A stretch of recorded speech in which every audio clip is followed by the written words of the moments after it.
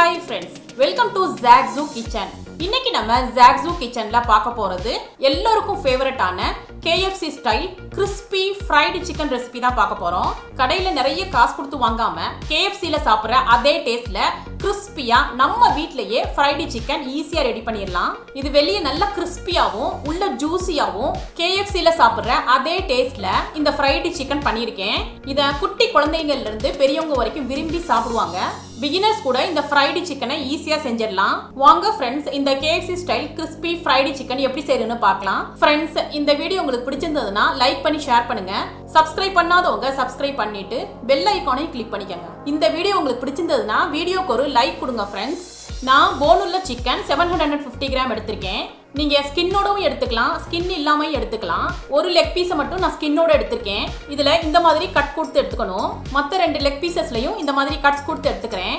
இப்போ இதுல 2 கப்பு தண்ணி ஆட் பண்ணிக்கிறேன். 1 teaspoon salt, 1 tablespoon vinegar add பண்ணிக்கிறேன். நல்லா மிக்ஸ் பண்ணிக்கணும். இது எதுக்காக செய்யறோம்னா, நம்ம சிக்கன் வந்து இந்த மாதிரி வினிகர்ல ஊற வைக்கிறப்போ சிக்கன் வந்து நல்ல டெண்டராகவும் சாஃப்டாகவும் இருக்கும். அதே சமயம் சிக்கன்ல உள்ள ஸ்மெல்லும் இல்லாம இருக்கும். இதை கவர் பண்ணிட்டு ½ an hour to 1 hour நம்ம சோக் பண்ணி வச்சிடலாம். இப்போ ½ an hour ஆயிடுச்சு. தண்ணியோட கலரே சேஞ்ச் ஆயிருக்கு. இப்போ இதுல இருந்து தண்ணி எல்லாம் ட்ரைன் பண்ணிட்டு நான் இந்த மாதிரி ஒரு பிளேட்ல எடுத்துக்கிறேன். பாருங்க ஃப்ரெண்ட்ஸ், சிக்கனோட கலர் வந்து சேஞ்ச் ஆகி நல்ல ஒயிட்டா இருக்கு. இப்போ இதை நம்ம மேரினேட் பண்ணிடலாம். ஒரு பவுல்ல soya sauce 1 tablespoon, vinegar 1 tablespoon, tomato ketchup 1 tablespoon, chilli sauce ½ teaspoon, chilli powder 1 teaspoon, ginger powder ½ teaspoon, garlic powder ½ teaspoon. Friends, உங்கள்கிட்ட ஜிஞ்சர் அண்ட் கார்லிக் பவுடர் இல்லைன்னா அதுக்கு பதிலா ginger and garlic paste 1 tablespoon add பண்ணிக்கோங்க. ½ teaspoon pepper powder add பண்ணிக்கிறேன். Salt ½ teaspoon add பண்ணிக்கிறேன். இது எல்லாத்தையும் சேர்த்து நல்லா மிக்ஸ் பண்ணிக்கணும்.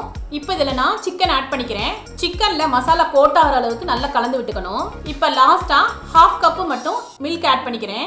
இதையும் நல்லா மிக்ஸ் பண்ணிக்கணும். இப்போ இதை கவர் பண்ணிட்டு ஃப்ரிட்ஜில் வச்சிடலாம். 1 hour to 2 hour நம்ம வந்து மேரினேட் பண்ணி வச்சிடணும். ஃப்ரெண்ட்ஸ், அட்லீஸ்ட் 1 hour ஆவது மேரினேட் பண்ற மாதிரி பார்த்துக்கோங்க. நீங்க எவ்வளோக்கு எவ்வளோ சிக்கனை மேரினேட் பண்றீங்களோ அந்த அளவுக்கு சிக்கன் வந்து ஜூஸியா இருக்கும். இப்போ சிக்கனை கோட் பண்றதுக்கு மைதா மிக்சர் ஒன்று ரெடி பண்ணிடலாம். ஒரு பவுல்ல 2 கப் மைதா, அதாவது ஆல் பர்பஸ் ஃப்ளார் எடுத்துக்கிறேன். கார்ன்ஃப்ளவர் ½ கப் ஆட் பண்ணிக்கிறேன். இதோட chilli powder ½ teaspoon, garlic powder ½ teaspoon, baking powder ½ teaspoon, baking soda இல்ல பேக்கிங் பவுடர் தான் நம்ம ஆட் பண்ணணும். சால்ட் ½ டீஸ்பூன் ஆட் பண்ணிக்கிறேன். இதை நல்லா மிக்ஸ் பண்ணிக்கணும். இப்போ இதோட ½ டீஸ்பூன் பெப்பர் பவுடர் ஆட் பண்ணிக்கிறேன். இதை நல்லா கலந்துட்டு இப்போதைக்கு தனியாக எடுத்து வச்சிடலாம். இப்போ 2 hours ஆயிடுச்சு. சிக்கன் நல்லா மேரினேட் ஆயிடுச்சு. இப்போ இதுல இருந்து சிக்கன் பீசஸை மட்டும் தனியாக எடுத்து ஒரு பிளேட்ல வச்சுக்கிறேன். இப்போ ஒரு பீஸை மட்டும் எடுத்து நம்ம ஏற்கனவே ரெடி பண்ணி வச்சிருந்த மைதா மிக்சர்ல இதை டிப் பண்ணிக்கிறேன். சிக்கன்ல ஃபுல்லா கவர் ஆகிற அளவுக்கு மைதா மாவை கோட் பண்ணிக்கணும்.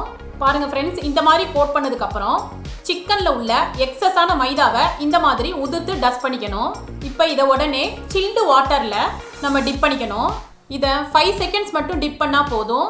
ஃப்ரெண்ட்ஸ், நான் திரும்ப சொல்லிக்கிறேன், தண்ணியில் ரொம்ப நேரம் வைக்கக்கூடாது. 5 seconds மட்டும் வச்சிருந்தா போதும். இப்போ இதை தண்ணியிலேருந்து எடுத்துட்டு மறுபடியும் நம்ம மைதா மாவில் கோட் பண்ணணும். ஃப்ரெண்ட்ஸ், இப்போ கோட் பண்ணுறப்ப சிக்கனை வந்து ரொம்ப அழுத்திடக்கூடாது. உள்ளங்கைகளுக்கு இடையில வச்சு சுற்றி சுற்றி விட்டு நல்லா கோட் பண்ணிக்கணும். ரொம்ப ப்ரெஸ் பண்ணிடக்கூடாது. அப்படி நம்ம ரொம்ப ப்ரெஸ் பண்ணி கோட் பண்ணிட்டோம்னா சிக்கன் வந்து ஹார்ட் ஆயிரும், ஜூஸியாக இருக்காது. இப்போ இந்த மாதிரி கோட் பண்ணதுக்கு அப்புறம் இதை மறுபடியும் நல்லா உதுத்து விட்டுக்கணும். சிக்கன்ல உள்ள எக்ஸஸ் மைதா மாவுலாம் நல்லா டஸ்ட் பண்ணி எடுத்துக்கணும். இந்த மாதிரி உதுத்து விடுறப்பதான் சிக்கன்ல வந்து நல்ல கிரஸ்ட் ஃபார்ம் ஆகும். அப்பதான் சிக்கன் வந்து கிறிஸ்பியா இருக்கும். பாருங்க ஃப்ரெண்ட்ஸ், சிக்கன்ல நல்ல கிரஸ்ட் ஃபார்ம் ஆயிருக்கு. இதே மாதிரி நான் இன்னொரு பீஸையும் கோட் பண்ணி காமிக்கிறேன். ஃப்ரெண்ட்ஸ், ரொம்ப இம்பார்ட்டன்ட் என்னன்னா, நம்ம வந்து எல்லா பீசஸையுமே மொத்தமா கோட் பண்ணி வச்சிடக்கூடாது. கொஞ்சம் கொஞ்சமா பேட்ச் பேட்சா நம்ம கோட் பண்ணி ஃப்ரை பண்ணணும். அந்த மாதிரி செய்யறப்பதான் நம்ம சிக்கனை ஃப்ரை பண்ணி வச்சாலும் ரொம்ப நேரத்துக்கு கிறிஸ்பியா இருக்கும். நான் ஃபர்ஸ்ட் 4 பீஸை மட்டும் மைதா மாவுல கோட் பண்ணி எடுத்திருக்கேன். இப்போ சிக்கனை ஃப்ரை பண்ணிடலாம். ஒரு கடாயில ஆயில் சேர்த்திருக்கேன். ஆயில் நல்லா ஹீட் ஆயிடுச்சு. இப்போ சூடான ஆயில்ல நம்ம ரெடி பண்ணி வச்சிருந்த சிக்கனை வந்து இதுல பிளேஸ் பண்ணிக்கிறேன். சிக்கன் ஆயில்ல சேர்த்ததுமே நம்ம வந்து லோ ஃப்ளேம்ல வச்சுக்கணும்.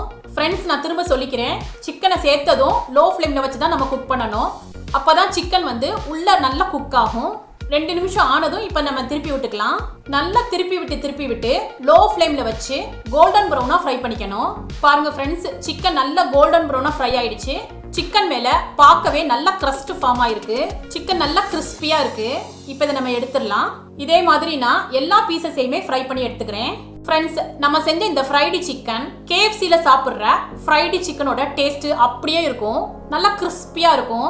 இதை எல்லாரும் லைக் பண்ணி சாப்பிடுவாங்க. கண்டிப்பா ஒரு தடவை ட்ரை பண்ணி பாருங்க.